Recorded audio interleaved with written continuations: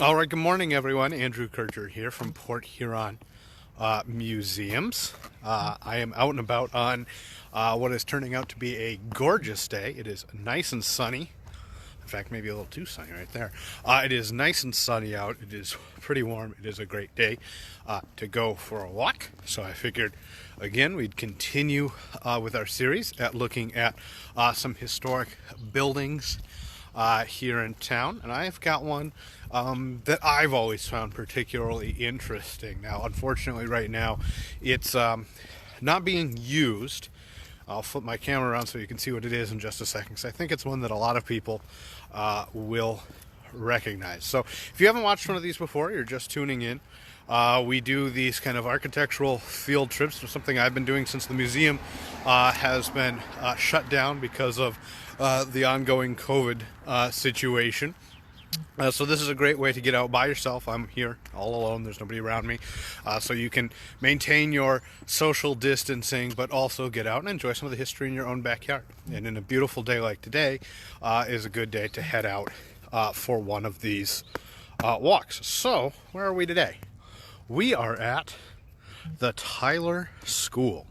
So the Tyler School is a building that maybe people will recognize. Now, to try and give you an idea of where we are at the corner of Stone and Stanton Street. So Stone and Stanton. If you look to the south, again, if you're trying to picture where this is in the city, there's the fire hall down there. SC4 is that way, about 2 blocks. And about 2 blocks north of here is the hospital. So we're in that neighborhood. We were just a couple of blocks east of here a few videos ago. By the way, if you want to check out any of our old videos, they are all on our Facebook page. If you go under our video tab, I made a couple of playlists, so you should be able to find those. I keep adding all of these to the playlists as they come up. So we are, like I said, at Tyler School at Stone and Stanton here.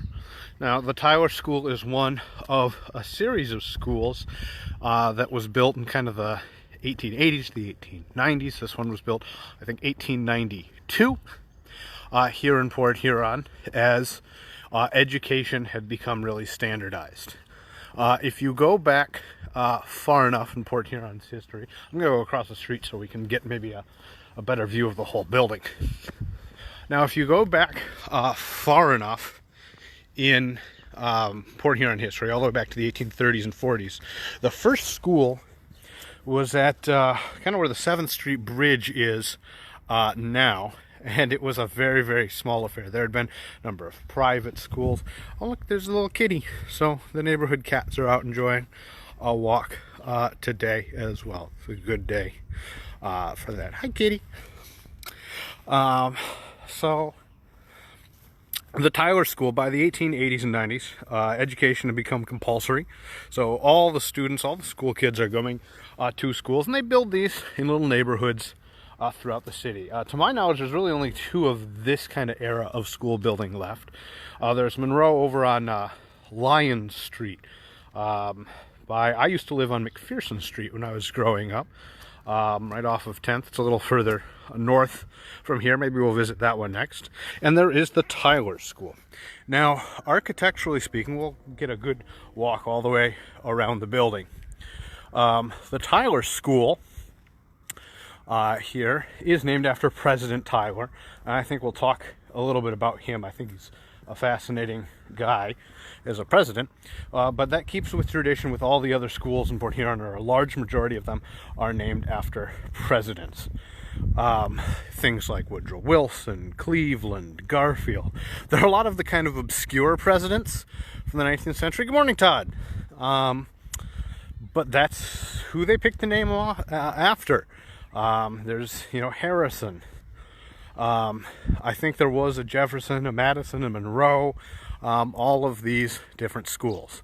Now, this school had only 4 or 5 classrooms in it, and this was one of the larger schools. Like I said, it's built 1892. It's got these great big windows. Architecturally speaking, This building is, I'd say, Richardsonian Romanesque. It's got that great big arch. We'll get back to that arch, which is at the front of the building, and take a look at that. In this thing, you can see there's one chimney up there. It's starting to, a couple bricks are coming loose. Now, this did serve as a school right up through the 20th century into the 1960s, even though they had built newer schools. I'm sure there might be some people who comment or who watch this who went to elementary school. If you did throw something up, let me know when you went to school here, or maybe any cool memories you have of Tyler School. It's a pretty imposing building when you get right underneath it, that brickwork. I really like the second chimney up there. So by the late even in the 1940s, there was a really good Times Herald article where parents were concerned. They said that this building had become a fire trap. They were very concerned about the students inside, and they actually renovated quite a bit. So there's a full basement in there, 2 floors, and a great big attic as well. You can see the louvers up there for the attic. So I think that would make for about 5 classrooms or so. By the 1960s, when the building, you can really see the chimney up there. It's kind of hard to tell, but the chimney also has a big hole in the side of it. Hopefully that doesn't collapse or anything like that. Now, by the 1960s, the building was obsolete to the point that they didn't want to use it anymore. It was going to be destroyed, but then some local business professionals, the Stevens, Lee Stevens is an architect who's done a lot of work in town. They bought the building and renovated it into an apartment complex. And these were apartments. This was a great location for apartments, especially considering how close we are to, again, SC4 to the south and the hospital to the north.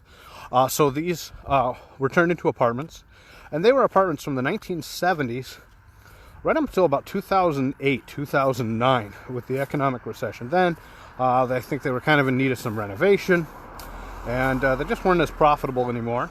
And this was briefly turned into actually a homeless shelter that only lasted about a year or so. Yeah, a halfway house there.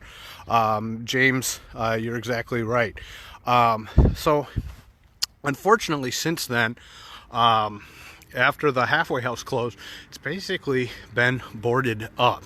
I really hope that something can be done with it, because I think it's this kind of architectural gem in this neighborhood, but it's really in this kind of strange neighborhood. I don't know what the future is going to be here. All right, so this is textbook Richardsonian Romanesque, this great big heavy arch of brick onto this kind of stone base here. This really gives you an idea of how strong and sturdy this building is, and that's what you want from your school. You can see Tyler School right up there. You can see there is a little bit of degradation up there on the soffits all the way at the top. These ones aren't too bad though. Right up there, that's where the tree's running into it. I bet you there's some squirrels in there for sure. That would be pretty cool to see some SC4 student housing for this building. Now, one of the reasons you see these great big windows, not only do they look cool, keep in mind this building was built in 1892. This was an era before most buildings had electricity. Certainly, your wealthy homes would, but a public school, that's pretty iffy. So you've got these great big windows let in a whole lot of light. All right, so we've kind of done a walk all the way around Tyler School. Again, I hope it gets saved and turned into something. I think, again, the greenest building is the one that you have that is already built. So I think that building has a lot of potential. Could be something. SC4 housing, it seems like the college is constantly expanding. That would be an excellent opportunity there as well. Now, one of the things I mentioned as well, that all of these little neighborhoods kind of had their own school, their own grocery store, their own bar, their own little stores. This was very common. I want to point out there's a really cool storefront over here. You can really tell these neighborhoods from like the 1890s right up until the 1920s that have these little stores that are kind of like randomly in the neighborhood. It's a lot more mixed use than we would be used to in a new neighborhood today. There are some cool homes back here, quite a few. There's a nice little kind of bungalow home here, one story with a nice little porch, and kind of another little corn belt cube over there.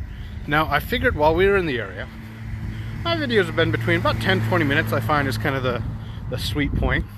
So I wanted to walk just a couple blocks and talk about one other architectural feature in this neighborhood. But as we walk, I also wanted to talk a little bit about the Tyler School's namesake, President Tyler, because like I said, I think he is a fascinating guy. So here's your President Tyler tribute. President Tyler is the only president who is not buried under the United States flag of the presidents who have died. I'll tell you a little bit more, but if you think you know why, throw it up in the comments. So President Tyler also holds the distinction. So he was president in the 1840s. In the election of 1840, you see William Henry Harrison, who was a Whig, who was elected. And he was kind of an older guy. He famously was the president who only served for 30 days. He gave a really long speech for his inauguration in cold, rainy weather. He got pneumonia and died a month later. So he served for a tiny amount of time. So Tyler takes over. And it's the first time a vice president took over for the president. A lot of people weren't sure what to do about that. In fact, a lot of people were calling him His Excellency. And they said, oh, maybe he is acting president, or he's only acting president. He's vice president acting as president. He's not really the president. And in fact, his cabinet said, well, you know, we're going to vote on every decision we have to make, and you only get one vote as part of the cabinet. Well, Tyler said, that's not how we're playing this. I really am the president. So he set a precedent for the vice president serving fully as the president, getting to make their own decisions. Somebody mentioned, oh yeah, Todd, so you said he's had 10 to 12 kids. That's the other crazy thing about Tyler. Tyler has 2 living grandchildren alive right now in 2020. It's nuts. So he had a kid when he was he was 75 or 78, something like that, his late 70s. And then that kid went on to live a very long life and had a kid when they were in their 80s, in the 1920s. So that is how you can have President Tyler, who is like the 10th president in the 1840s, have living grandchildren to this day. So that is a pretty crazy fact. So I mentioned that Tyler also is the only president who's not buried underneath the American flag, and that's kind of a bummer. He was a Southerner, and he served in the 1840s, but he lived into the 1860s, and during the Civil War, he sided with the Confederacy. He was a traitor. He betrayed the United States. And then he at least had the decency to drop dead in 1863. He couldn't keep helping the South and the Confederacy. And then he was buried with full Confederate honors. He's buried under the Confederate flag. So that is that's a good question. Do they know about its namesake school of the grandkids? You know, I don't know if the grandkids have quite that much suck. I mean, they're kind of prominent family. He's got a really nice house. But I bet you there's a whole lot of schools named after President Tyler. All right, so there's a little bit about Tyler. Now, we've come just a couple more blocks. I'll turn the camera. You don't have to look at my ugly mug anymore. We are now at the park, just a couple blocks away. Again, SC4 and downtown are right behind us. And we're coming up on 10th Street. So Haynes Park, we're at 10th.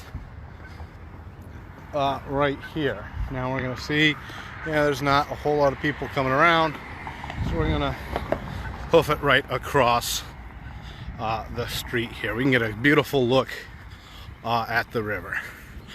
Alright, so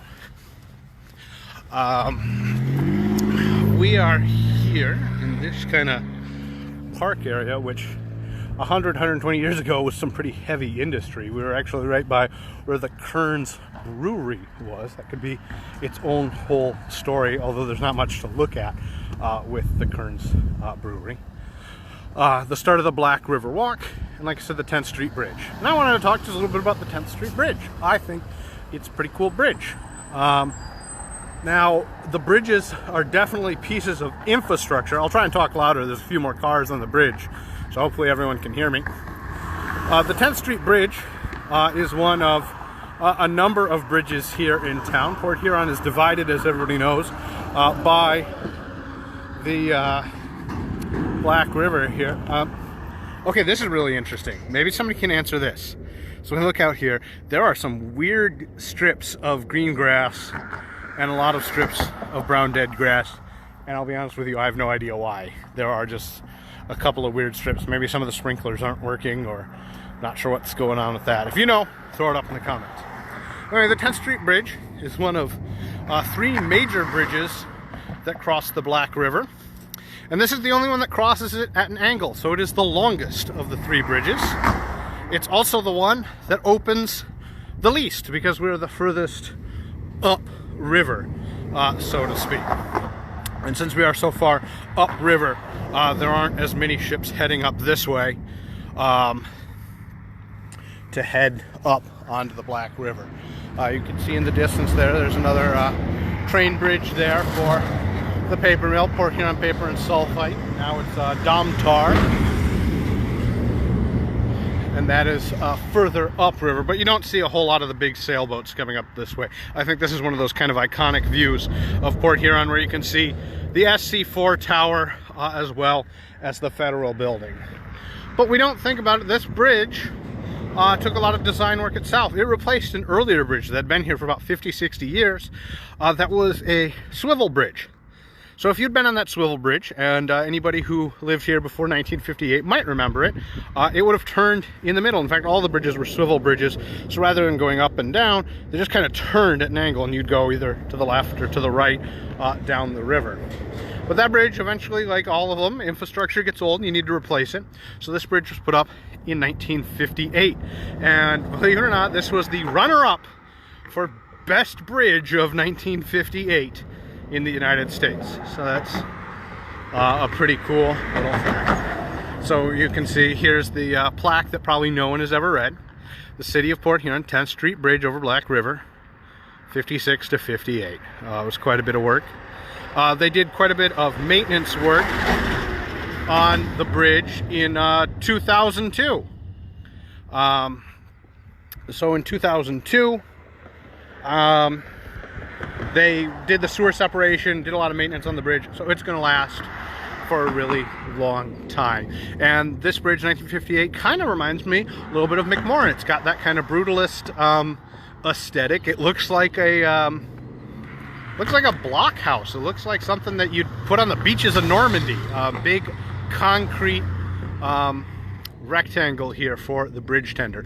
I've always been real curious about the bridge tender and what that job entails. If you know or know someone who is one, or maybe someday wanted to grant us a neat little interview and show us what it's like in there, I'd be real interested. I bet other people would too, because I don't know a whole lot of what it entails. I see the guy on the 7th Street Bridge when I rode my bike to work a lot. We've chatted a couple times. I should maybe get a hold of him, and then we can talk about, again, what goes into one of those bridges and the work. If it's you just gotta wait to see a boat. I know the bridges have been going up and down quite a bit more recently. Oh, I'll show you the other cool part here. There's the gap down into the Black River where the bridge comes together in the center.